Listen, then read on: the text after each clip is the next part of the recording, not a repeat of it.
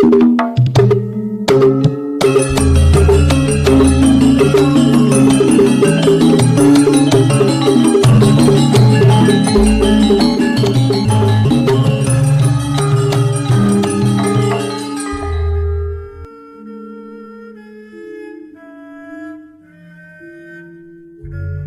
Ibu, para kadang kinasih, simbah-simbah lan adik-adik, para rama suster bruder berkah dalem Gusti, sugeng rawuh wonten ing PDSK channel menika. Kados pundi kabar panjenengan? Mugi-mugi bagas kasarasan kesehatan kawilujengan tansah mengku kula panjenengan sami anggenipun nglampahi gesang ing dinten menika, lan mugi-mugi lumantar panglimbang basa Jawi waosan Injil kula panjenengan sansaya saged nggayuh iman kapitadosan ingkang leres lan mantep.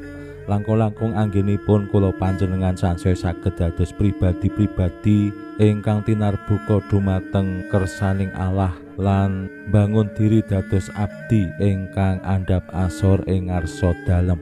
Menika ingkang dadosaken kula panjenengan sansaya saged nglantaraken berkahing Allah dumateng sesami.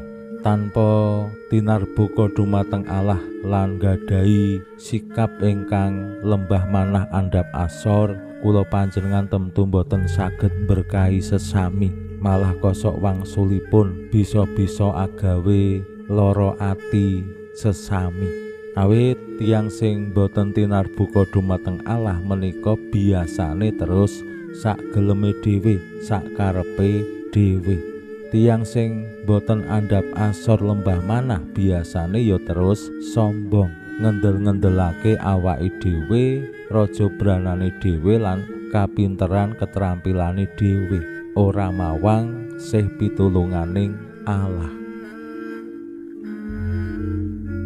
Yen sampun mekaten, tiyang sanes ingkang nyawang wong-wong sing sageleme dhewe, sing sombong, mung ndadekake ati dadi anyel utawa ya ora seneng. Benten menawi tiyang tansah tinarbuka dumateng Allah lan andhap asor, agawe tiyang sanes kasengsem, kapelut lan nuwuhake rasa tentrem, rasa bungah ana ing pasrawungan. Waosan Injil dinten menika paring pitedah dumateng kula panjenengan sami, kados pundi Santo Yusuf ingkang dados calonipun bapak tumraping Gusti Yesus ugi tansah tinarbuka dumateng Allah lan gadhahi sikap sing andhap asor.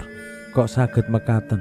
Rikala Santo Yusuf mireng bilih Ibu Maria sampun garbini saderenge tunggil griya, menapa ingkang lajeng dipun lampahi dening Santo Yusuf? Miterat pepinginane, Santo Yusuf pengin megat Ibu Maria kanthi sesideman. Menika pepinginan utawi krentek manahipun Santo Yusuf. Ning rikala nampi impen lumantar malaikat Allah, menapa sing dadi pepinginane Santo Yusuf ditilah, dibuang. Merga Allah ngersakake supados Santo Yusuf nampi Ibu Maria dados garwane. Menika kula kinten sikap sing luar biasa saking Santo Yusuf.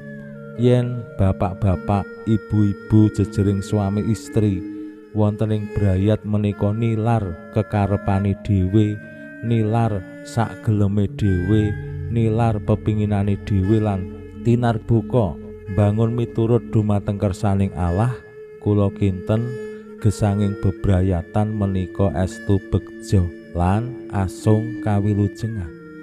Pramila monggo kita pirengaken sabda dalem Gusti ing dinten menika lan kita wiwiti kanthi sembahyang sawetawis.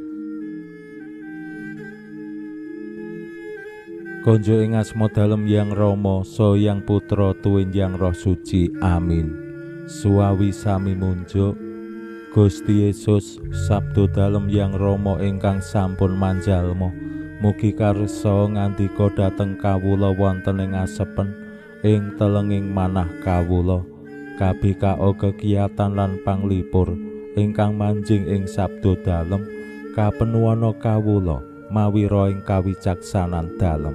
Mugi-mugi srana anggen kawula maos lan mirengaken sabda dalem, kawula sansaya nunggil ing sampeyan dalem. Amin. Waosan Injil kapetik saking Injil Matius bab 1 ayat 18 ngantos dumugi 21. Miyos dalem Sri Yesus iku mangkene. Nalika Maria ibu dalem wis pepacangan karo Yusuf ing sadurunge tunggal sedalem wis nggarbini krana Yang Roh Suci. Rehne Yusuf iku wong utama, mula ora karsa gawe wirang lan sediane arep nilar kanthi sesideman. Nanging lagi gagas-gagas mangkono mau ana ing impen dikatingali malaikat sing ngandika, "Yusuf putra Daud, aja sumelang ngrengkuh Maria dadi garwamu. Jer anggone nggarbini iku krana Yang Roh Suci. Putrane sing bakal miyos tengerana asma Yesus, awit bakal ngluwari umat saka dosane. Kabeh iki amrih bisa kaleksanan sabdaning Allah lantaran nabi dalem. Sang kenya bakal nggarbini lan babar putra kakung kang bakal tinengeran asma Emmanuel, jarwane Allah manunggal karo kawula." Wungu sare Yusuf terus nindakake dawuhe malaikat lan boyong Maria. Lan tanpa sakpatemonan Maria mbabar putra kakung lan tinengeran asma Yesus.